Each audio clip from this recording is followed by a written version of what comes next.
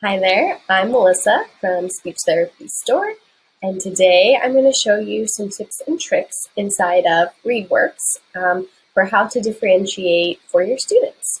So let's dive on in. So I've already opened up ReadWorks here, so if you just go to readworks.org, you can go ahead and sign up if you're not already a member, or sign in. It's completely free and it's amazing. It's totally worth checking out. They have articles on every single topic, and they focus on vocab and answering questions. So today I wanted to show you a trick about adding sentence frames to help your students answer the questions for the Book of Knowledge, is what they call it, and how to have the question read in a different language, and how to give your students a higher level article or a lower level article that's on the same topic that everyone else in class is working on. So if you come over here to the class admin button, this is where you add your students into your classrooms or groups or however you want to do it. So I'm just going to start from the beginning so we can kind of all see. I'm going to add a student. Just going to make her up here. Oopsies. Jessica. I'm going to go ahead and add her. Okay, that's her password. So we're going to click on our student. Then what you need to do is come over here. So it's called an article a day, extra support and features. Right now, when you set up a student, it's always turned off. So what you need to do is come over here and click it, and then you put up whatever their language is. So if Jessica speaks just English, I would have it here. Let's say she does Spanish. So I'm going to turn that on. English will always be present, but the second language will now be Spanish, that she has the option to toggle between. And then I'm going to hit save. Okay, so now we need to go assign an article to Jessica to read. So we do that by going to find content. Okay, now that we've added Jessica, what we're going to do is we're going to go to an article a day set. These are the only ones that allow for the dual language questions and the sentence frames in the questions. And then if you also search for Boost and Challenge, it'll also include both of those articles in your search. So I like to do all three. Let's do ancient animals and fossils.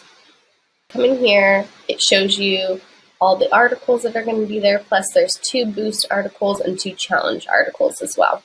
So then we'll hit assign. In here, I'm just going to include both just so we can see it. That way you can see what the articles look like. And then I'm going to say specific student. I'm going to say Jessica. And then down here on the bottom, it says to turn on her supports that she has assigned to her.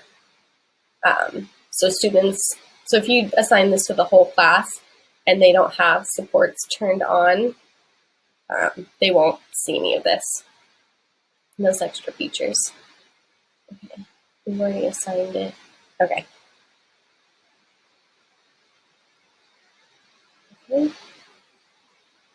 In class admin is how you see how your students log on. So really quickly, I'm just going to log on as if I am Jessica to just show you what she'll see on her end. But if you ever need that information to share with your students, this is where it will be located within your class admin tab. So then I'm signing in as Jessica today.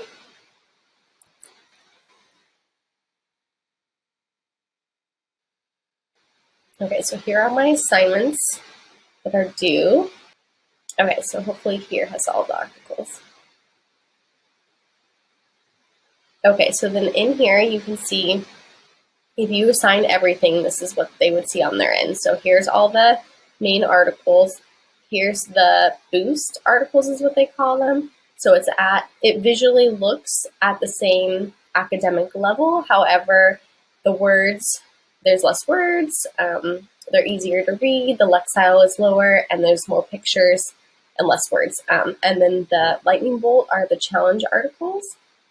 So for those students that you want to assign a higher, more challenging article, that's what you can do. So then this way, all your students are reading an article about one topic. So in this case, it's like dinosaurs, but then it's differentiated at their level based on what you assign to them.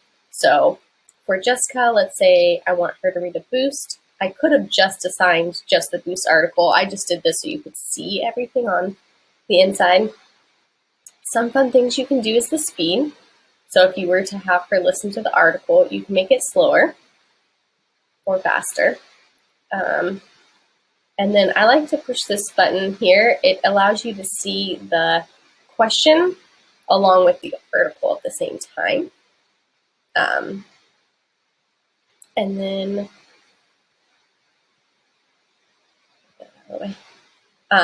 with the ELL feature, so because we gave her that special extra features, she gets sentence framings when answering her question.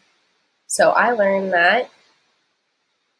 So then she can write in here with the sentence frame. Other students won't have that. And then the other feature that you enabled was we assigned her Spanish as her second language. So what we can do is we can toggle between English and Spanish.